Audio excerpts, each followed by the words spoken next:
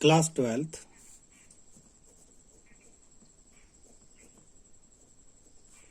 Maths, Chapter 6, Exercise 6.2, Question first. Question first क्या कहता है? Show that, आपको शो करना है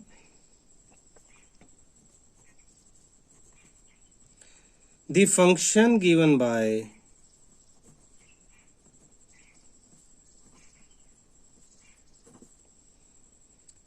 f of x equal to 3x plus 17 is strictly increasing on R, any real number. हमें show करना कि ये जो फंक्शन है ये स्ट्रिक्टली इंक्रीजिंग, यानी जैसे जैसे x की वैल्यू बढ़ेगी ये फंक्शन की वैल्यू इंक्रीज होगी। ठीक है, तो सॉल्यूशन में हम दो मेथड करेंगे। मेथड फर्स्ट, इसी क्वेश्चन में दिखाऊंगा फर्स्ट मेथड, बाकी हम जो सिंपल मेथड है वो करेंगे। देखना, मेथड फर्स्ट में हम दो नंबर ले लेते हैं। Let x1 and x2 be any two numbers in R, और मान लेते हैं कि x1 से बड़ा है x2। अगर x1 से x2 बड़ा है तो दोनों तरफ 3 से मल्टीप्लाई ये फंक्शन लेके आना है हमें, तो 3x1 से बड़ा होगा 3x2 और 3x1 प्लस 17 से बड़ा होगा 3x2 प्लस 17। इसका मतलब f ऑफ x1 से बड़ा होगा f ऑफ x2। यानी अगर x की वैल्यू रियल नंबर में x की वैल्यू बढ़ती जाएगी तो फंक्शन की वैल्यू भी बढ़ती जाएगी। हमने प्रूव कर दिया है कि अगर इस फंक्शन में x की वैल्यू बढ़ेगी तो फंक्शन रिजल्ट की वैल्यू भी बढ़ेगी। इसी को कहते हैं स्ट्रिक्टली इंक्रीजिंग। तो ये हमने प्रूव कर दिया है और रिजल्ट लिख देंगे, hence f is strictly increasing on R। दूसरा मेथड क्या है देखना, मेथड 2। उसमें हमारे पास fx दिया हुआ है, कोई भी fx अगर दे रखा हो, जैसे ये 3x प्लस 17 दे दिया, आप इसका डेरिवेटिव निकालो, f डेरिवेटिव ऑफ x। तो इसका डेरिवेटिव क्या है देखना, 3x प्लस 17 को डेराइव करेंगे तो 17 का तो 0 और 3x का 3। अभी एक रूल है, रूल में यहां लिख रहा हूं रूल, अगर derivative of x greater than 0 है तो function is strictly increasing function है। इंक्रीजिंग फंक्शन स्ट्रिक्टली इंक्रीजिंग है। और अगर डेरिवेटिव लेस देन है तो डिक्रीजिंग, और 0 है तो नो इंक्रीजिंग नो डिक्रीजिंग, ये है। ठीक है, तो फंक्शन एफ एक्स ये हो गया। एफ डेरिवेटिव ऑफ एक्स 3 है, here f derivative of x greater than 0, therefore function f is strictly increasing on R. बस इतना ही। ये तो ये सेकंड वाला ज्यादा सिंपल है, कोशिश करेंगे इसी से आप सारे क्वेश्चंस करो। नेक्स्ट सेकंड क्वेश्चन कहता है शो करो। सेकंड क्वेश्चन में, क्वेश्चन सेकंड में आपकी बार शो करने के लिए क्या दिया है, एफ ऑफ एक्स की वैल्यू दे दी e की पावर 2x, और कहा है कि इसे इंक्रीजिंग शो करो रियल नंबर में। तो एफ डेरिवेटिव ऑफ एक्स क्या हो जाएगा, पावर आगे आ जाती है 2x इंटू ई की पावर, अच्छा ई की पावर जो भी है देखना ध्यान से, ई की पावर जो भी है उसका डेरिवेटिव वही रहेगा ई की पावर 2x, लेकिन जो पावर है उसका दोबारा चेन रूल से 2 हो जाएगा, यानी हो जाएगा 2 इंटू ई की पावर 2x। और ये एक पॉजिटिव नंबर है तो greater than 0, therefore f is strictly increasing on R ये रिजल्ट आ गया हमारा। पॉजिटिव शो करना है इंक्रीजिंग में, ठीक है ना। क्वेश्चन थर्ड में कहता है show that function f x equal to sine x is करके इसने ए बी सी 3 ऑप्शन दे दिए। A strictly increasing in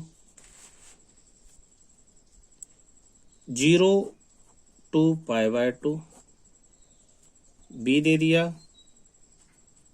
strictly decreasing in π/2 to π, और सी दिया है नाइदर इंक्रीजिंग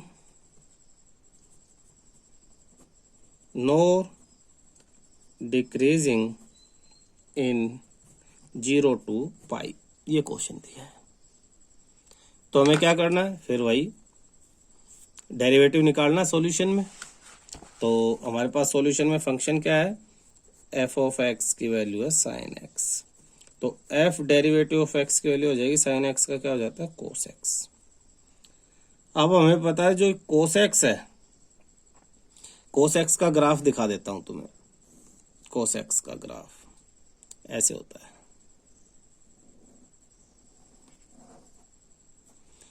ये 0, ये 1, ये -1, ये लाइन -1, ये 1, ये 0, ये π/2 90, और ये पाई, ये 3 π/2, और ये 2 पाई, यानी 360, इसे हम कहेंगे ना। तो अब देखो 0 से पाई, 0 और पाई के बीच में कोस क्या है, पॉजिटिव है, पॉजिटिव। और पाई से π/2 के बीच में कोस क्या है, नेगेटिव है। और 0 और पाई के बीच में एक बार पॉजिटिव और एक बार नेगेटिव। तो जब दोनों ही आ जाते हैं तो ना तो इंक्रीजिंग और ना ही डिक्रीजिंग। तो अब हमने देखा कोस एक्स, तो अब हम रिजल्ट लिख देंगे कि सिंस ए के लिए, since for each x belongs to gap 0 to π/2, cos x greater than 0, therefore f derivative of x greater than 0, hence f is strictly increasing in 0 to π/2। Clear है। ऐसे ही सेकंड में लिखेंगे, जैसे ए का लिखा ऐसे ही बी का लिखेंगे। Since for each x belongs to, next क्या था, π/2 से pi, π/2 to pi, cos x less than 0, negative है तो less than 0,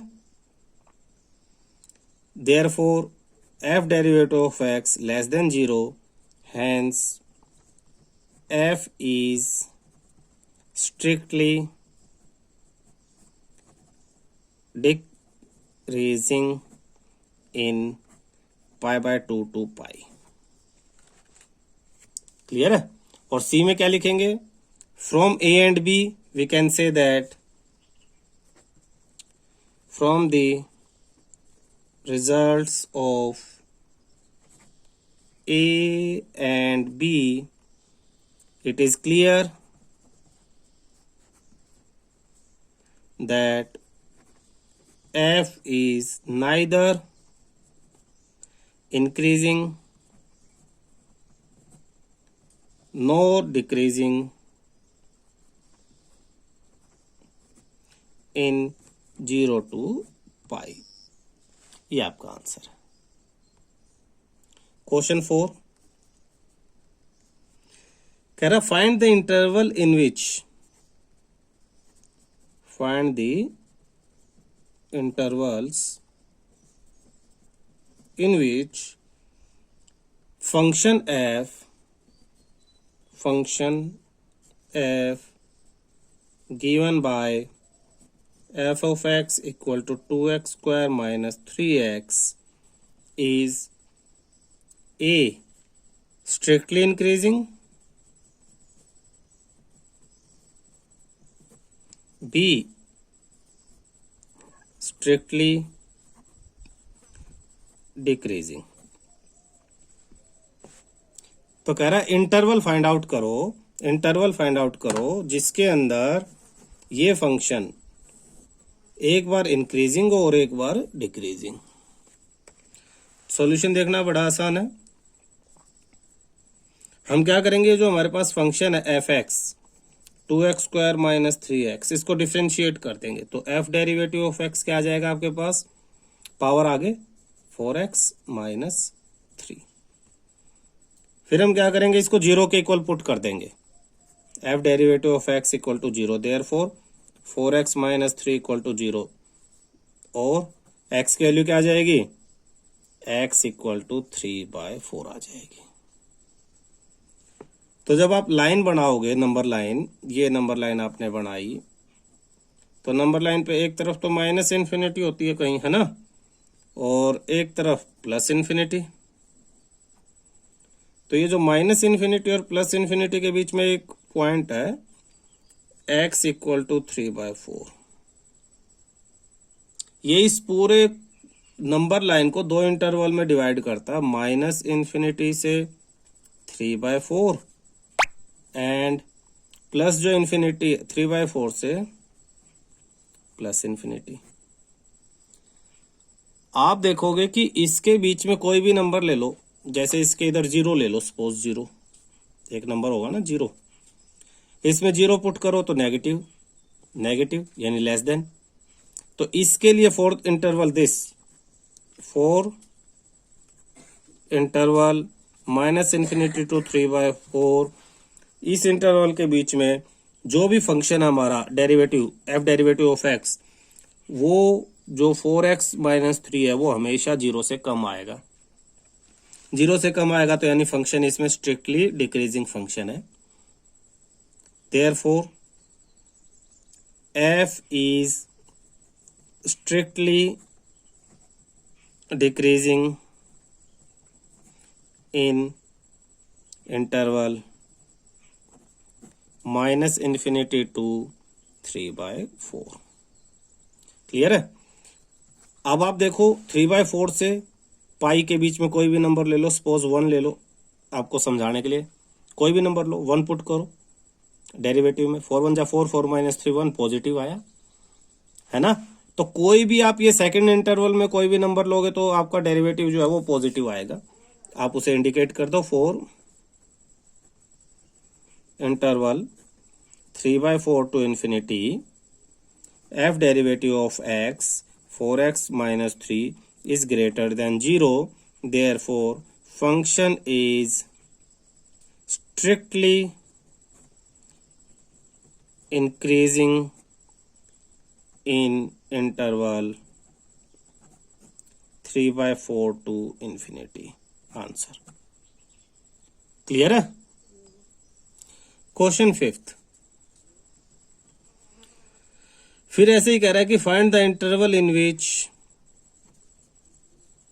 find the interval in which F given by function given by F of x की value दे दी इसने 2x³ minus 3x square minus 36x plus 7 is, पहला दिया strictly increasing,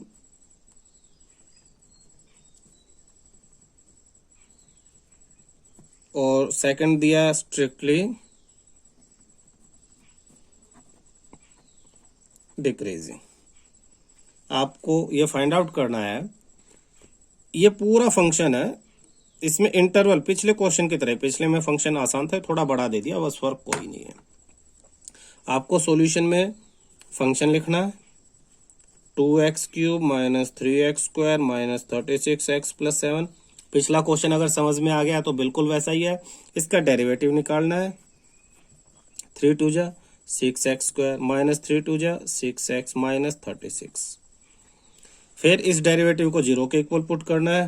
put f derivative of x equal to 0, therefore 6x square minus 6x minus 36 equal to 0। 6 common ले लेंगे, x square minus x minus 6 equal to 0, ये उधर जाएगा, खत्म हो गया। तो x square minus x minus 6 equal to 0। Middle term split, x square minus 3x plus 2x minus 6 equal to 0। X common, x minus 3 plus 2 common, x minus 3 equal to 0। तो x minus 3 और x plus 2, 10th में 9th में 10th में बहुत सारे किए थे इस तरह के मिडल टर्म स्प्लिट। तो x minus 3 equal to 0, x equal to 3, और यहाँ पे x प्लस में 2 equal to 0, x equal to minus 2। फिर आप नंबर लाइन बना लो, ये माइनस इन्फिनिटी को जा रही है, बिल्कुल पिछले क्वेश्चन की तरह। ये प्लस, यहाँ पे 2 पॉइंट है, -2 इधर आएगा और 3 कहीं इधर आएगा। ठीक है, अब आपको क्या करना है, अब आपको वैल्यू पुट करके देखनी है कि किस इंटरवल में नेगेटिव आता है और किस इंटरवल में पॉजिटिव। किस में वैल्यू पुट करोगे, डेरिवेटिव वाले में। डेरिवेटिव यानी फंक्शन जो है आपके पास, जो फंक्शन का डेरिवेटिव है f(x), 6x square minus 6x minus 36 वाले में। ठीक है, इसमें भी जो आसान मेथड है वो क्या है, आप 6 कॉमन लेके वैल्यू पुट करने का मेथड बता रहा हूँ। X square minus x minus 6, यानी 6 कॉमन लेके जो दो इंटरवल है x माइनस 3 और x प्लस 2, इनमें वैल्यू पुट करके देख लो। जैसे कि अगर x की वैल्यू आप यहाँ पुट करोगे, -3 मान लो, एक एग्जाम्पल के लिए x की वैल्यू -3 पुट कर लो एग्जाम्पल, तो क्या हो जाएगा, व्हेन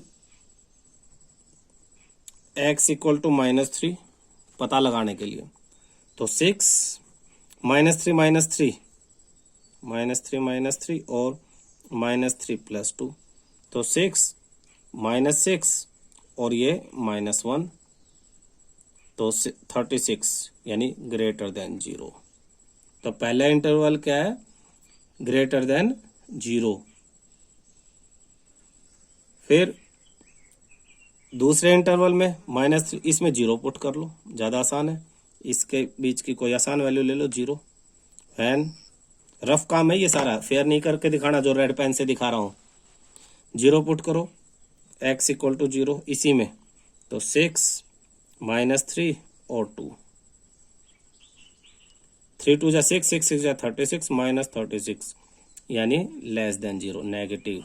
ये ध्यान रखो, सेकंड के लिए नेगेटिव, फर्स्ट के लिए हिंट दे दो पॉजिटिव, सेकंड के लिए नेगेटिव, थर्ड के लिए वैन 3 और इसके बीच में कोई भी वैल्यू 4 पुट कर लो। वैन x इक्वल टू 4, तो 6 4 -3 और 4 प्लस 2, 4 -3 1, 6 1 और 6 यानी 36 ग्रेटर देन 0। तो यहाँ भी पॉजिटिव, तो जहाँ पॉजिटिव है वहाँ इंक्रीजिंग है, जहाँ पॉजिटिव है वहाँ कैसा है, इंक्रीजिंग है। जहाँ नेगेटिव है वहाँ डिक्रीजिंग है, और जहाँ पॉजिटिव है फिर वहाँ पे इंक्रीजिंग आ गया। तो स्टेटमेंट में क्या लिखेंगे, जो पॉइंट्स हैं, the points x equal to, ये भी सारा लिखने की जरूरत नहीं है तुम्हें, ये सारा, the points x equal to -2 and 3 divides the number line in 3 intervals, 3 intervals, that is कौन कौन से, -∞ से -2, -2 से 3 and 3 to infinity। फिर आप लिख दो इन -∞ से -2 and 3 to infinity, f derivative of x is positive, therefore strictly increasing in this interval, f is strictly increasing. और फिर सेकंड में क्या लिखोगे, in minus infinity to -2 f derivative of x is less than 0, therefore in this interval f is strictly decreasing function. आसान है बिल्कुल। दोबारा देखो, हमें ये फंक्शन दिया हुआ था, हमने इस फंक्शन का डेरिवेटिव निकाल लिया, ये हमारे पास डेरिवेटिव आ गया। डेरिवेटिव को हमने 0 के इक्वल पुट किया और मिडल टर्म स्प्लिट करके हमने दो वैल्यूज निकाल ली। दो वैल्यू पूरी नंबर लाइन को 3 पार्ट में डिवाइड कर देती है, फर्स्ट पार्ट, सेकंड पार्ट और थर्ड पार्ट।